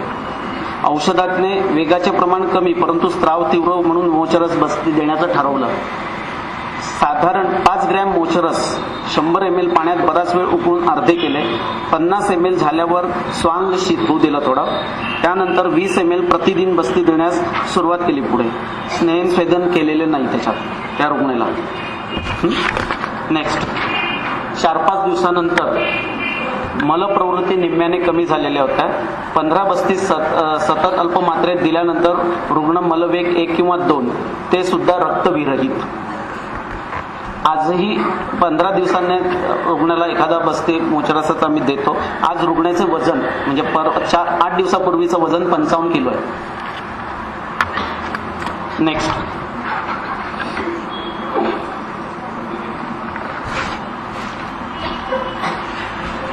हा 5 वर्षाचा मुलगा होता. मलावष्टंभ, तीव्र गुदगत वेदना, काही वेळेस गुदगत रक्तस्राव. तज्ज्ञांनी दाखवले तात्पुरता उपशय. प्रत्यक्ष परीक्षणानंतर फिशर परिकर्तिका निदान केलं. बालकास जात्यादी तेलाचा बस्ती सुरू केला. मात्रा 2 ते 3 ml फक्त. प्लॅस्टिकची सिरिंज घेतली. 3 नंबरचा कॅथेटर घेतला आणि बस्ती दिला. नेक्स्ट, पहिल्याच बस्तीनंतर त्याला 50-60% उपशय मिळालेला होता. त्यानंतर 8 दिवसांनी 1 बस्ती, असे 2 महिन्यात 8 बस्ती दिले. त्यानंतर महिन्यातून 1 बस्ती, नंतर बस्ती बंद केले. आजपर्यंत उपद्रव नाही.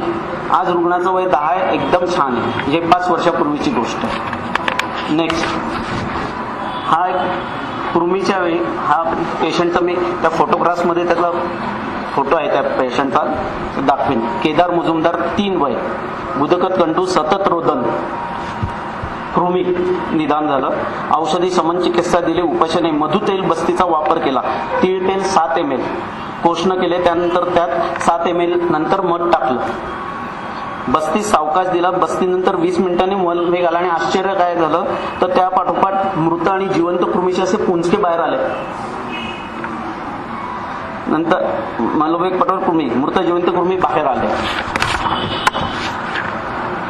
आणि परत त्याला काही त्रास झाला नाही त्याच्यानंतर. पुढचा नेक्स्ट हा एक अतिशय माझ्याकडे झालेली एक घटना होती, वमन व्यापत अतियोगाचा. प्रत्येक ह्याच्यातलं मी एक एक उदाहरण देतोय की घाबरू नका. ठीक आहे, आपण अभिमन्यू सारखं शूर असावं, पण बाहेर पडायचा मार्ग आपल्याला माहिती पाहिजे. पहिले चक्रव्यूहात अडकायचं नाही, त्या चक्रवातनं लढाईतनं बाहेर आलं पाहिजे. या वमनाचा अतियोगाचं सांगतो. रुग्ण नाव मंगेश सोनार. वमन झाल्यावर पुन्हा सतत संध्याकाळपर्यंत सतत वेग चालू होते. मी बाहेर गेलेलो होतो त्यावेळी रुग्णांनी त्याच्या कुठेतरी दुसऱ्या डॉक्टरांकडे नेलं. त्या डॉक्टरांनी स्पष्ट सांगितलं जिथे हे प्रयोग केले तिथेच जा, मी काहीच करणार नाही. आणलं त्यावेळी BP 60 खाली लागत नव्हतं. पल्स रेट 40 प्रति मिनिट. तज्ज्ञांनी सुद्धा ती केस नाकारलीच. त्यावेळी अतियोगातील चिकित्सा सुरू केली शांतपणे की आता आपल्याला तोंड द्यायचं आहे. स्पेशालिस्ट नाही म्हणतायत ह्याला तिथेच करा, मग आपण काय करणार? हातपाय गाळून तर नाही चालणार. शांतपणे अशा वेळी डोक्यात शांतपणे विचार करून सर्वांगाला त्याला शीत, मी तिथे केबिनमध्येच त्याला गार पाण्याने आंघोळ घालून दे. जे ग्रंथांमध्ये अतियोगाच्या याच्यातले लक्षण सांगितले ते पाठ होतं नशिबाने, त्यामुळे तसंच्या तसं वापरत गेलो. त्याला सर्वांगाला घृताने लेपन केलं. त्यानंतर मुहुर्मुळ मात्रे, सीतोफला चूर्ण, शंख भस्म, मयूरपिच्छा, वेलची मशी, प्रवाळ भस्म, लक्ष्मी विलास.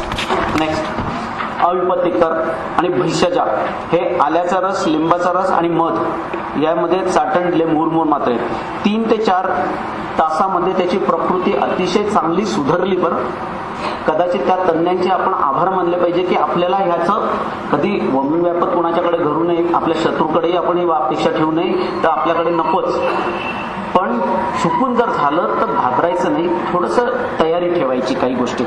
नंतर 3च तासाने BP 170, 110-70, पल्स रेट 60 प्रति मिनिट.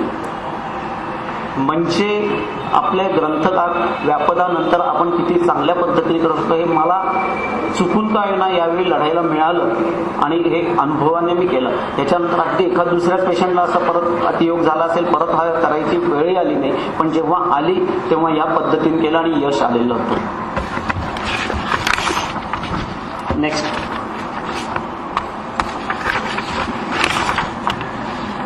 मला वेळेचं बंधन सांगून द्या, थांबायलाही सांगा चालेल, म्हणजे कंटाळले असतील तर थांबतो. मी सगळ्यांना विचारतो. ठीक आहे. कदराचा पेशंट होता, त्याला मी अग्निकर्म केलं, पण अग्निकर्माच्या जोडीला त्याला शंखवटी, आमपाचकवटी, त्रिफळा गुगुळ आणि कंचनार गुगुळ दिला. 11 टॉन होते. एका पायाला 6, एका पायाला 5. तो असा असा चालायचा. त्याची फुल फिल्म आहे माझ्याकडे केलेली. ते अग्निकर्माने अतिशय चांगल्या पद्धतीने तो बरा झालेला होता. पार्श्वनिशूल, याच्यामध्ये मात्र पार्श्वनिशूलात जेव्हा मला लक्षात आलं की धातूच्या शलाकेने, पंचधातूपेक्षा मृत्तिका शलाकेने जास्त चांगला रिझल्ट आला पार्श्वनिशूलामध्ये, तिथे त्याचा वापर केला. नेक्स्ट हा हिपॅटिक कोमाचा पेशंट सांगतो. माझ्या तिकडे एक फिजिशियन मित्र आहे, डॉक्टर शेखर दावे म्हणून. आमची नेहमी असेच गप्पा व्हायच्या. मग आयुर्वेदाबद्दल त्याला विचारायचं. म्हटलं आमच्या याच्यात कोमामध्ये किंवा त्याला प्रथमन नस्य म्हणतो आम्ही, असे काही पेशंट्सला आम्ही करतो. म्हणजे तू कधी केलंय का? म्हटलं मी आजपर्यंत कधी केलंही नाही, बघितलंही नाही, पण असं करतात, असं ग्रंथांमध्ये आहे. एक दिवस त्याचा फोन आला, माझ्याकडे असा एक कोमातला पेशंट आहे, त्याला आपल्याला ते नस्य करायचं आहे. मी त्याच्याकडे गेलो. अरे मी म्हटलं नुसतं सांगितलं, मी आजपर्यंत केलेलं नाही. अरे म्हणे कर ना. अरे म्हटलं तो मेला वेला तर म्हणे असंही मरणार आहे तसंही मरणार आहे, तू करून तर बघ. तो म्हटलं पण काही कमी जास्त झालं तर म्हणजे भीतीच वाटत होती, ॲब्सोल्यूट भीती वाटत होती थोडीशी. पण म्हणे ठीक आहे. आता माझ्याकडे त्या शल्लाका फुंकायला नव्हती, काही नव्हती. मी सरळ कागदाची एक सरळ पुंगळी केली, खूप हे नाही केलं, त्याच्यात फुंकलं पहिल्यांदा. ते औषध उलटं उडून माझ्या नाकात आलं, मला शिंका सुरू झाल्या. म्हटलं असं का झालं? बघितलं त्याच्या नाकात केस होते. पहिल्यांदा ते कापायला लावले. म्हणजे एक एक ह्याच्यातनं शिकायला मिळतं. एक हसण्याला आज मजा येते, पण खरंच सांगतो मी याच्यात शिकण्यासारखं मिळतं की याच्यातनं तो रुग्ण बरा होण्याकरता आपण काय काय करू शकतो. त्यानंतर त्याला सगळ्या त्रासांची चिकित्सा करून पहिला ऐसे सर्व, मग नंतर 2 दिवस असे 6 नस्य मी त्याला केले जवळजवळ. 6व्या नस्याला त्याच्यात जी वापरलेली द्रव्य आहेत त्याच्यामध्ये महाविद्वांस 2 मिनिटं वचा आणि कटफल याचं करत होतो. नंतर महावत विध्वंस सुरू केला त्याच्यात. कारण वचा आणि कटफल नुसतं वापरल्यावर त्याचा पल्स रेट जवळजवळ खूप ट्रॅकिकार्डिया यायचा. तो डॉक्टर म्हणाले त्याचा खूप ट्रॅकिकार्डिया येतो. मग महावत विध्वंस त्याच्यात टाकलं तर ट्रॅकिकार्डिया कमी झाला. मग 6व्या नसाला तोने आईगो करून उठूनच बसला तो. त्याच्यानंतर जे काही झालं ते इतकं अप्रतिम झालं की त्यानंतर आम्ही आतापर्यंत 15 ते 20 हिपॅटिक कोमाचे पेशंट आणि 3 ते 4 ॲक्सिडेंटल कोमाचे, त्याच्यानंतर न्यूरोलॉजिस्टने त्यांच्या ICU मध्ये बोलवून ॲक्सिडेंटल कोमामध्ये आम्ही केले. ते पेशंट आजही चांगले आहेत. त्याच्यामध्ये ते नस्यांचा वापर केला आणि आज अतिशय चांगलं आपल्याला सांगता येऊ शकतं की प्रधमन नस्याचा उपयोग चांगल्या पद्धतीने आपल्याला करता येऊ शकतो.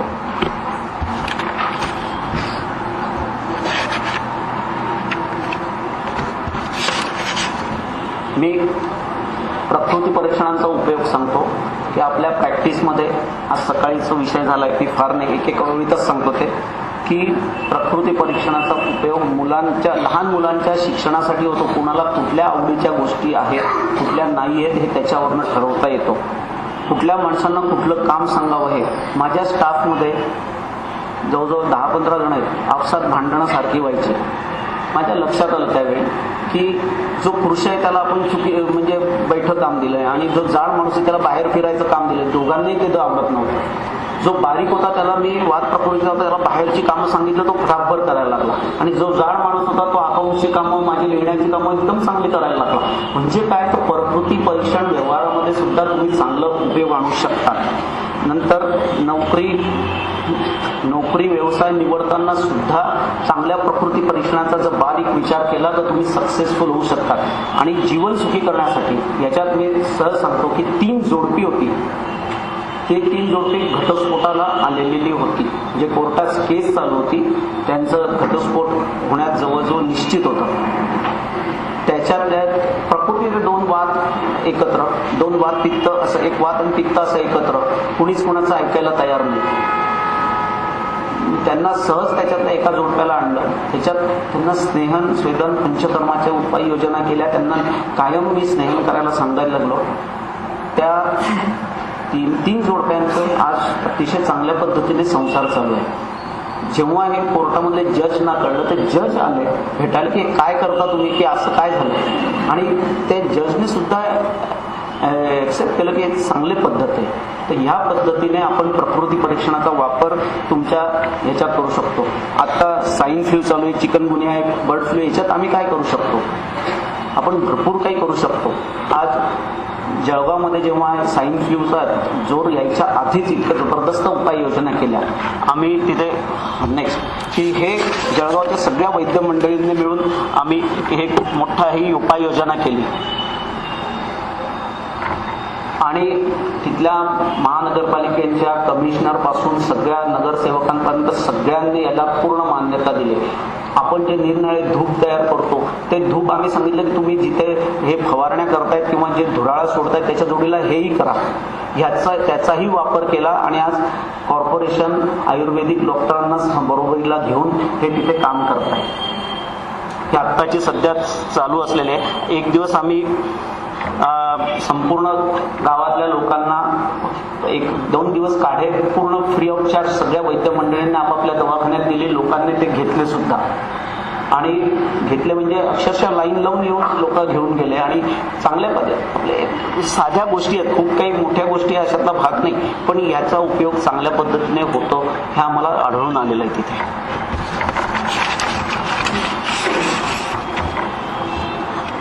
बस नाही बस त्या फक्त त्या हे लावून द्या, फिल्म लावून द्या.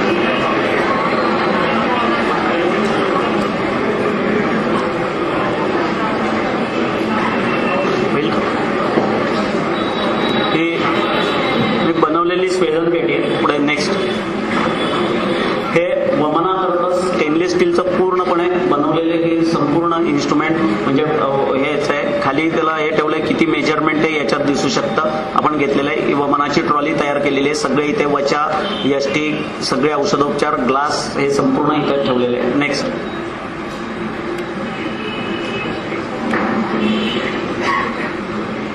मी आधीचं घ्या. ग्रंथात दिलेल्या सर्वच्या सर्व शलाका मी बनवलेल्या आहेत. आज आणणार होतो मी, राहून गेल्या त्या. संपूर्ण या चांदीच्या आणि पंचधातूच्या स्वस्तिक, गदा, नंतर विरहीमुखी, बिंदू या सगळ्या शलाका आहेत. यांना मी आयडिया काय केली आहे, स्क्रू ड्रायव्हरचं मागचं हे घेतलं, म्हणजे ते वेगवेगळे 6 करण्यापेक्षा हा सगळा सेट एका डबीत तयार केला. आणि याला मागची बाजू इथे हे असं खटका आहे, तो याच्यातनं आतमध्ये इथे घातला. नेक्स्ट विकत दाखवतो ते अशी घालून त्याच्यात पॅक करता येते. जेव्हा ज्या शलाकेचा वापर करायचा असेल ती शलाका तेथे लावायची, इतर वेळी काढून परत दुसरी लावून द्यायची. या पद्धतीने त्याचा वापर केलेला आहे. पुढे नेक्स्ट. ठीक आहे, पुढचं हे संपूर्ण त्या शलाकांचंच दाखवलंय. पुढे नेक्स्ट. ही सगळे चक्रू. पुढे ह्या संपूर्ण पंचधातूच्या आणि ही पितळी शलाक आहे. यांचाही वापर संपूर्ण करता येतात. हे स्वेदनाचं एक यंत्र आहे, स्टीम. नेक्स्ट. ही द्रोणी आहे, संपूर्ण माझ्या याच्यात. नेक्स्ट. पुढे हे याचं एक सांगायचं वैशिष्ट्य, हे माझ्याकडे एक माणूस होता, तो घटी लावणारा माणूस यायचा, घटी लावणारा बाबा म्हणून. त्याला मी बोलवलं. PIDचा पेशंट होता तो. त्याच्यामध्ये याच्यामध्ये आतमध्ये ज्वाळा सोडायचा आणि वरून अलाबू घटी असं लावून ठेवायचा. हा मी प्रयोग नाही केला, त्याने माझ्या दवाखान्यात येऊन करून दाखवला. त्या माणसाचं नंतर तिथून त्याने छिद्र करून त्याच्यातनं ब्लडचे असे क्लॉट काढले. जो पेशंट असं थोडाही चालू शकत नव्हता तो त्यानंतर अर्धा तासात चालायला लागला आणि फिरायला लागला. हे हा माणूस तो करणारा होता. तिथे चंबूवाले बाबा म्हणूनच तो फेमस आहे. पण हे खरोखर आपण बघू शकतो. नेक्स्ट. पुढे हे बस्ती, कटी बस्ती माझ्या इथं दवाखान्यातलं आहे. नेक्स्ट. मुखदूषिकेला या बाईला वमन केलं आणि त्याचा अतिशय सुंदर रिझल्ट आला. नेक्स्ट. वमन होताना तिचं. पुढे हे तुम्हाला माहितीचं धूमपान नस्य, त्याला हे होते सायनस होतं, त्याच्यात धूम केला, त्याचा चांगला रिझल्ट आला. पुढे जलौकावचरण. पुढे हे सिरावेद करून त्याचं जलौकाचरण एकाचा चालू आहे. नेक्स्ट. पुढे ब्लड आपोआप जमत असताना पोटली स्वेद. हां, आता हा पेशंट बघा, याला गँग्रीन सांगितलं होतं, पाय ॲम्पूट करायला सांगितलं होतं. आणि आता ह्या स्टेजला तो आपल्याकडे आलाय. पुढे दाखव. हां, पुढचं यायचं त्याला दिसतंय का ते थोडं? हां, थोडं इनलाज करून दाखवा.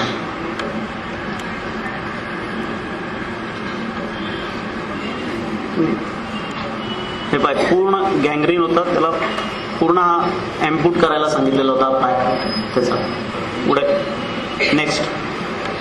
आपण औषधी ट्रीटमेंट सुरू केली. पुढचं. हो ठीक आहे. हे थोडं खाली घ्या. हे हां, त्याच्या पायाची परिस्थिती सगळी बघा. नेक्स्ट. त्याचा व्रण किती डीप आणि कसा होता संपूर्ण. पुढे हे वरती. हे पहा, हळूहळू तो हील होत आला. 2 महिने लागले त्याला. किती हील झालाय परत. पुढे या पद्धतीने तो 3 महिने लागले, पण तो पूर्ण व्यवस्थित आहे. त्याचा पाय कापावा लागला नाही. हे आपल्या शास्त्रामध्ये दिलेलं आहे. त्यांचा संपूर्ण मी चिकित्सा जीर्णव्रणाप्रमाणे केली. तसेच नाडीव्रणातल्या लक्ष्मीविलास कल्पाचा याच्यात उपयोग खूप चांगल्या पद्धतीने झाला. व्रणशोधन तेल, त्रिफळा धावन हे रोज त्याचा करत होतो. नेक्स्ट. हे बस्तीचा पेशंट आहे मात्र. हां, मी मधुतेल बस्तीचं जर म्हटलं ना रुग्ण, पहा त्याला मधुतेल बस्ती दिला तेव्हाच आहे. हे त्यावेळी वापरायला कॅथेटर सिरीज. आणि मी माझ्याकरता दवाखान्यात एक डिस्पोजेबल पाऊच तेलाचे असे केले 20 ml 15 ml माझ्या नावाचे असे तयार करून घेतले एकाकडनं आणि ते संपूर्ण असे हे सहचर तेल एक नारायण तेल आणि एक तीळ तेलाचे असे बस्तीचे पाऊच मी हजार तयार करून घेतलेले. हे याला खालून त्यानं हे कट करायचं ओपन करायचं आणि तो बस्ती द्यायचं यूज अँड थ्रो कोशनं करायचा त्याच्यात ठेवायचं. इथून पुढे तो ओपनर आहे त्याचं. अतिशय सोपं सरळ साधं गणित पडतं. खूप सगळ्यांचाच वेळ आणि त्रास वाचतो याच्यात. नेक्स्ट संपलंय. ठीक. आपण मला इतका वेळ सहन केलं धन्यवाद. इथे मला सर्वांनी बोलवलं